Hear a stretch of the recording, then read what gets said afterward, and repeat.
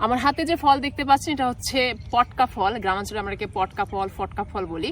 অনেকেই বলে বন টমেটো, কারণ এর ভিতরে টমেটোর মতো ছোট্ট একটা ফল থাকে, এর ভিতরে কিন্তু অনেক ছোট ছোট বীজ থাকে।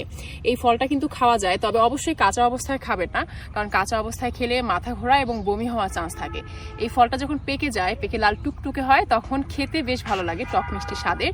অনেকেই পাকা বন টমেটো দিয়ে জ্যাম, জেলি বানায় এবং খাবারের সাথে খায়। এবং এই পাকা বন টমেটো খাওয়া কিন্তু উপকারী।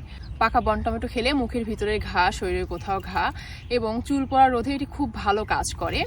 এর পাতার রসও কিন্তু অনেক উপকারী। শরীরে কোথাও কেটে গেলে এর পাতার রস লাগাই দিলে আল্লাহর রহমতে ইনস্ট্যান্ট রক্ত পড়া বন্ধ হয়ে যায়। তবে এর ফুল থেকে সাবধান, এর ফুলে এক ধরনের বিষ থাকে যা মানুষের জন্য ক্ষতিকর, তাই অবশ্যই এর ফুল থেকে সাবধান। আর এই ফলটা দেখতে লণ্ঠনের মতো, তাই অনেকেই একে বলে চাইনিজ লণ্ঠন।